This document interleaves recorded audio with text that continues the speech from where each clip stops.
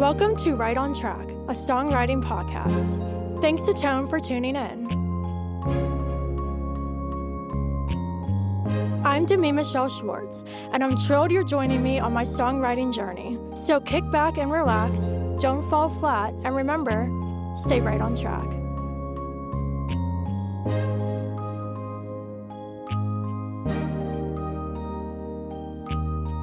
Hello, everyone. Welcome back to Right on Track. Joining me on the show today is an extra special guest I'm so honored to chat with. Please welcome Reese Wynans. Hi, Reese. Hey, Demi, how are you? Great to be on your program today. Yeah, absolutely. I'm doing great. I hope you are as well. Yeah, things are going fantastic down here in Nashville. I'm really enjoying myself. It's nice to be off the road for a little bit, and been playing a couple of local shows, doing some recording sessions, staying busy. It's pretty nice here. Yeah, absolutely. Well, we have lots to chat about today.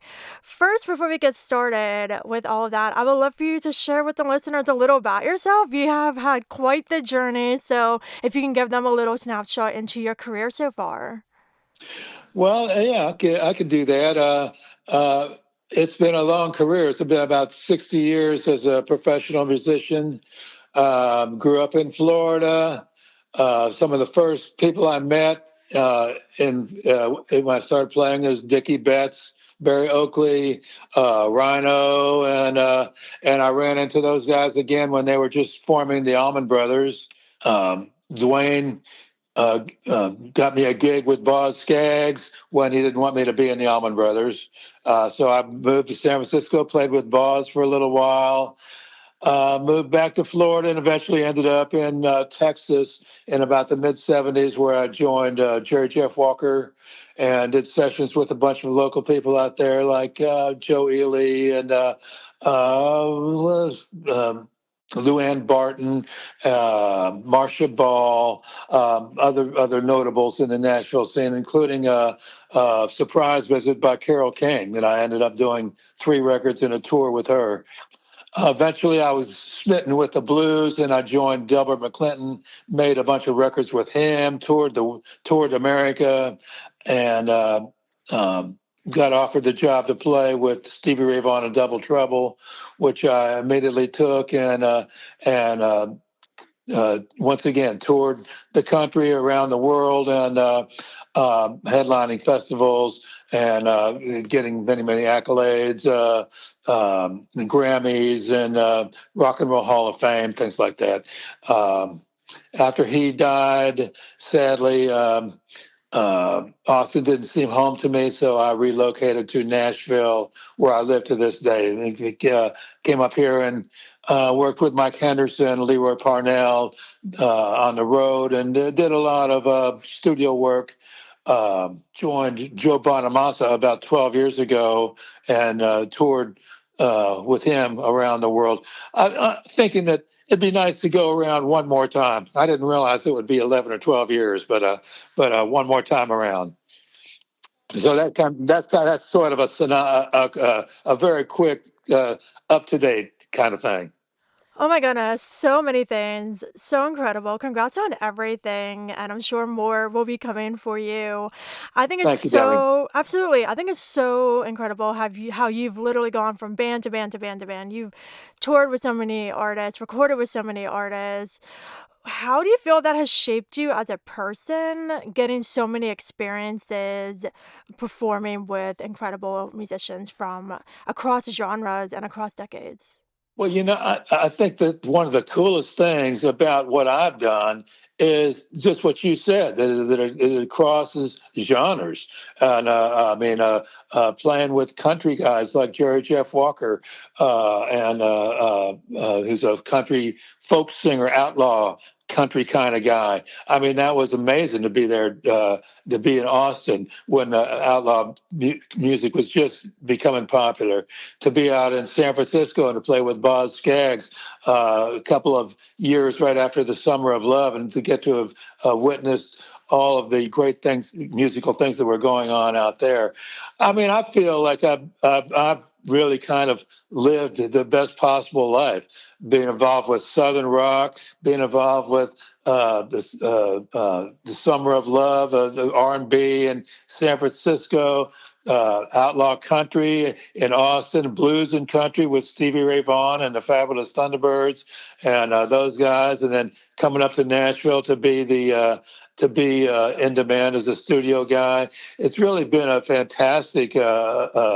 I feel like I've been fantastically lucky in so many different ways that I've got to experience all this. So I feel lucky, but at the same time, I feel like I, having being able to go through all those doors, I really had to bring my very best to each situation, and I was able to do that with them in multiple genres. So lots of people have difficulty with that, but I seem to be able to sail through it. So lucky for me. Yeah, absolutely. So let's take it back to the beginning for a few minutes.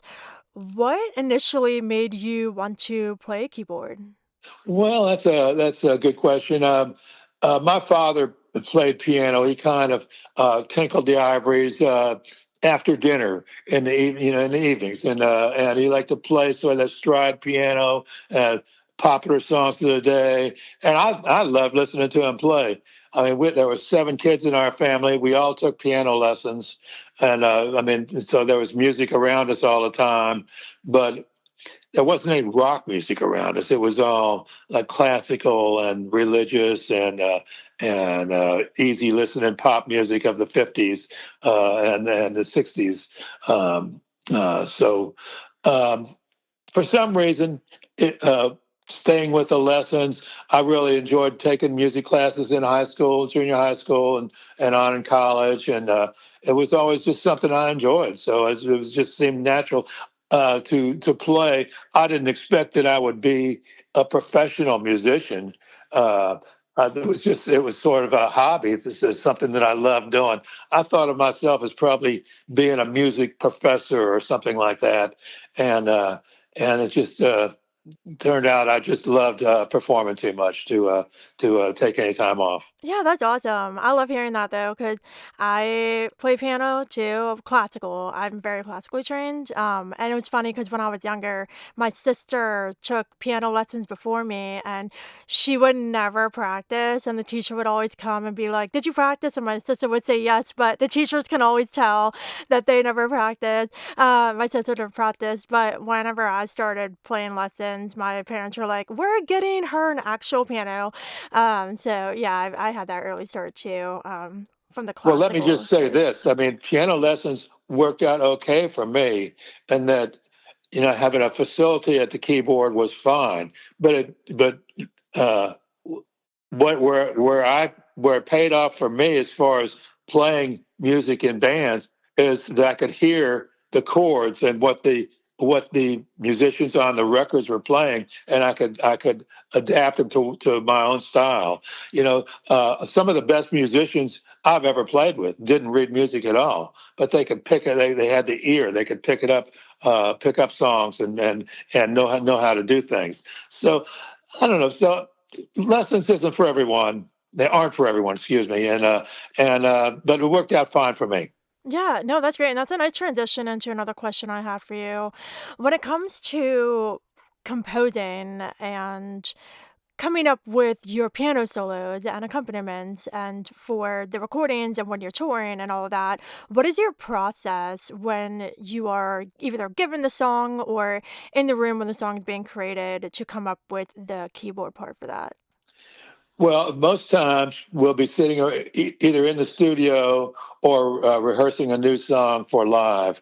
The whole band will sit around, we'll listen to it, we'll write out a chart, write out a chord chart of how the song goes, and then we'll actually have a conversation about who's going to do what, where, and maybe you hear an idea for an organ part in this section of the song, or you hear a piano rhythm for this part of the song, and you see if that's going to mesh with what the other guys are doing. So it's really the idea. I mean, it may sound old-fashioned of musicians sitting around in a room talking about what they're going to do. That's the way it was for me. I think these days people don't do that as much. I think these days people send you a track, you put your part on there, and you hope that the other guys are going to figure out a way to get around what you're doing. But my favorite way was always to sit around with the group, and we all kind of figure out what's the best thing to do with this song. Yeah, that's amazing. That sounds super collaborative. And I think you're right by saying that it's not like that a whole lot now, especially because of how digital things are. You can collaborate with people all across the world by talking over Zoom and writing and then sending tracks back and forth. But that's the one thing I like about recording when I do my music, recording in the studio. Like, I have my musicians there and I'm there with my producer, and it's not the same as a full band because I'm a solo artist, but I still like that in-person collaborative effort because I think that's where the magic happens. You definitely don't get the same experience when it's virtual. The opposite is true when you're writing a song, though. If I'm writing a song, if I'm trying to come up with something that's original, I don't really, especially want other people's opinions right away. I want to be able to say what I'm trying to say, to play what I'm trying to get across, and but when I get an idea, I try to make it try to express it on a tape in a very simple way, so that the other musicians, when they're ready to join, they have a very solid idea of how the song is going to go. Not a lot of frills, not a lot of fancy stuff, just the simple song that can make it stand on its own.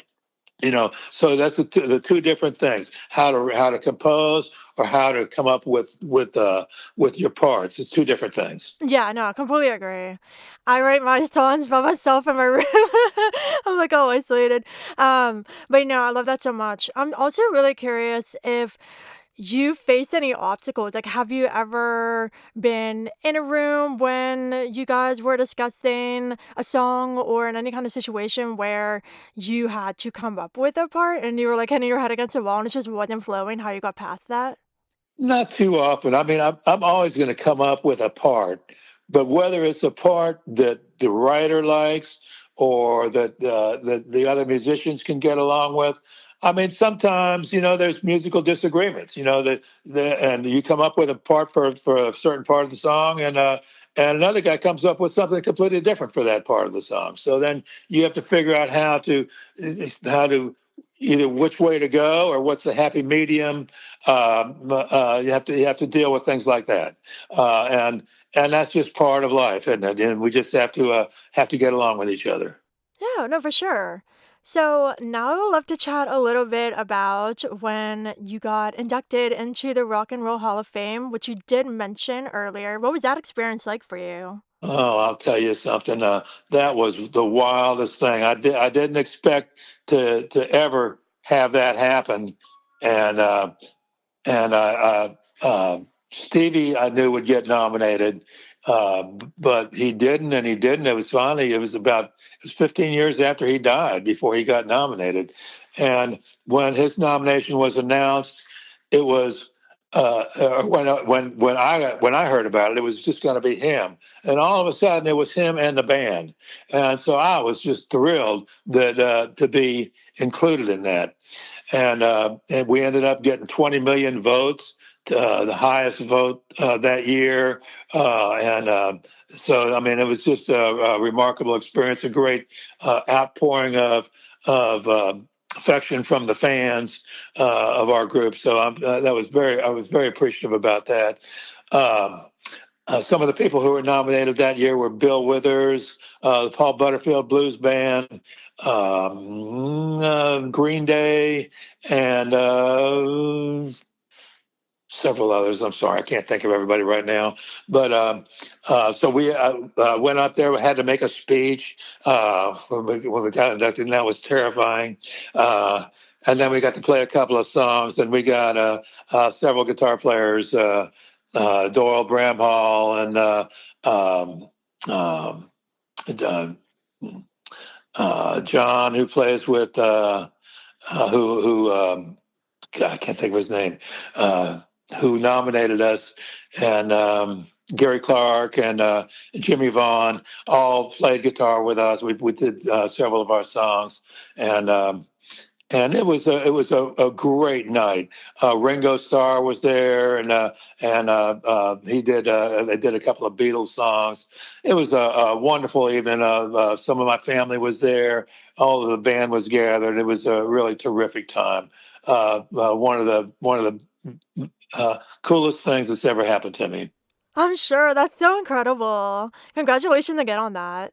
Thanks. You're welcome. So now I would like to chat about your project you put together with some of your friends called Sweet Release. How did this come to be? Well, my record is called Sweet Release, and that was a record I put out about 8 or 9 years ago with Joe Bonamassa producing, and we did. The idea was just sort of a retrospective of my career. We got Double Trouble to come up and play a couple of our old Stevie songs.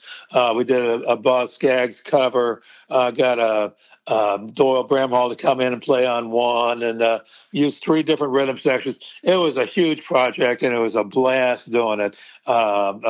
Really had a great time. The project that's coming up now is called Reese and Friends, and it's some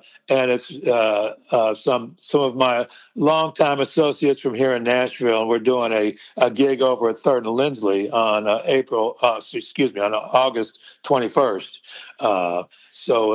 That's what this is leading up to.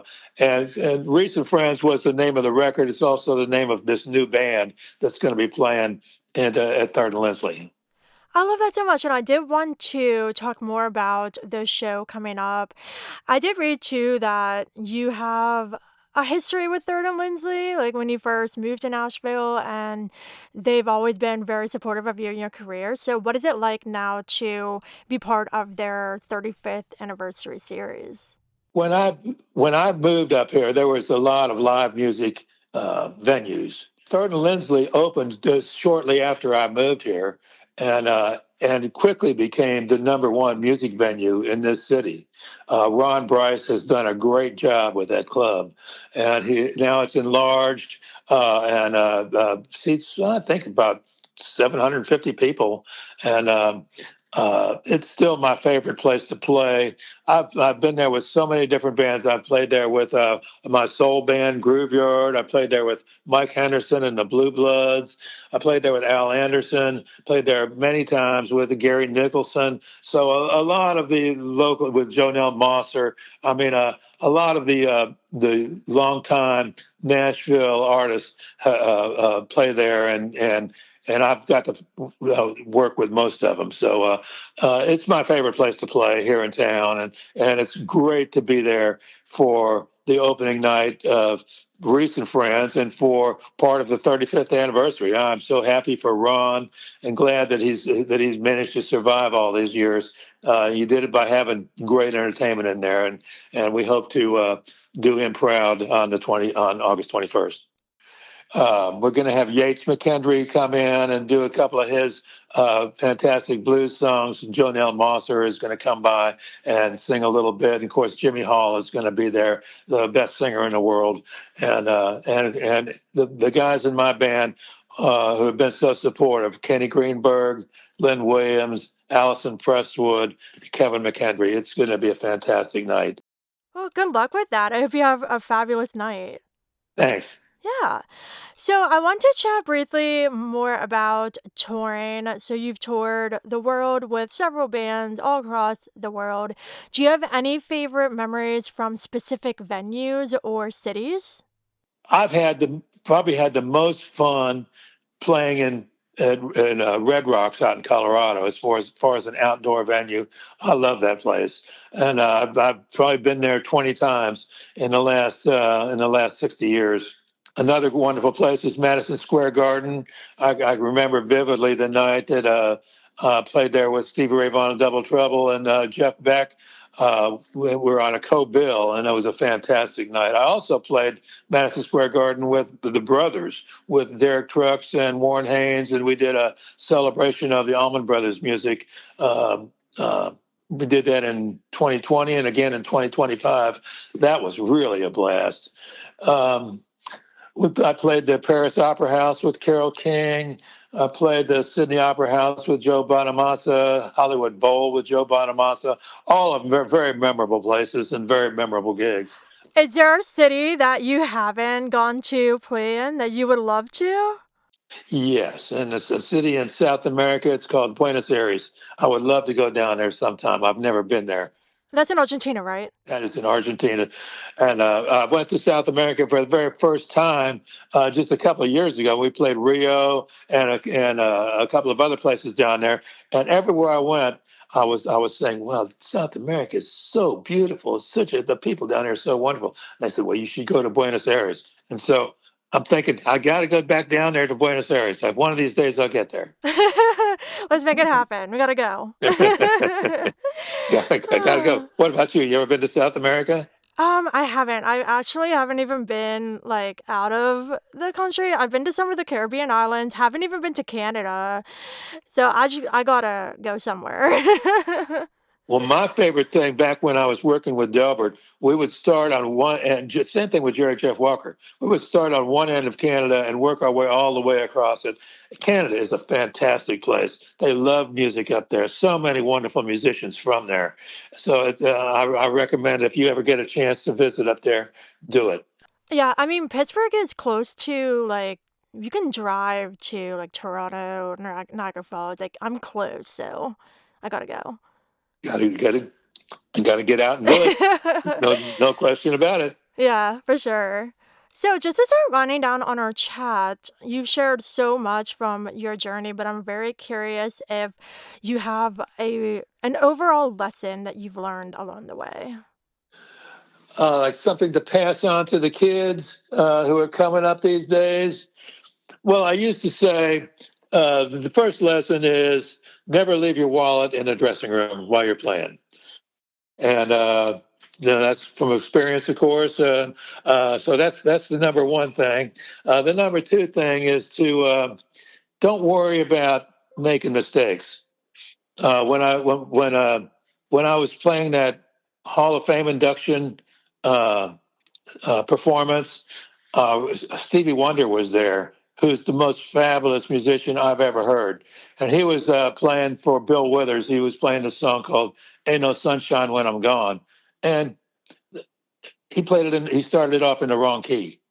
And so they had to stop the show and re-record it again. So even a master musician like Stevie Wonder can make a mistake. We all make mistakes. I make mistakes all the time. I would say don't worry about it. Just play from your heart, and if you make a mistake, go back and try it again.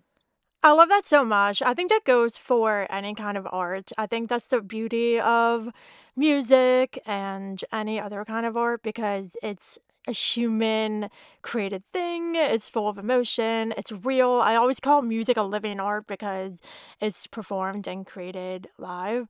And so I definitely love the idea of not being afraid to make the mistakes. That's something I've had to get over because I'm a total perfectionist, but I'm getting over that. Here Even in Nashville, though here in Nashville, it's all about being perfect. Everything has to be perfect. Yeah. And I think in my mind, they overdo it a little bit and they lose some heart along the way. So just for what it's worth. Yeah, no, that's great. What advice do you have for any keyboardists out there? For keyboardists out there, I would say if you get a good keyboard, stay with it. You don't have to always upgrade to the newest, greatest, most fabulous thing. If you find something that really works for you, you can stay with it. Uh, And don't be afraid to cross genres. It's okay. You don't have to be pigeonholed into just this or that. Learn how to play a little bit of everything. That's what I like. And and and just find your own voice in your music and hang in there. Best of luck to you guys. Amazing. Well, thank you so much for joining me. It was an absolute honor having you on the show. Can you please share with everybody where they can connect with you online and check out the tickets if they would love to come to the show in August and any future tour dates? You can get tickets at thirdandlindsley.com. The show is August 21st. Uh, please come out if you get a chance. I think you'll have a great time. Awesome. Well, thank you so much for joining me on the show. You're welcome, Demi. Have a great day.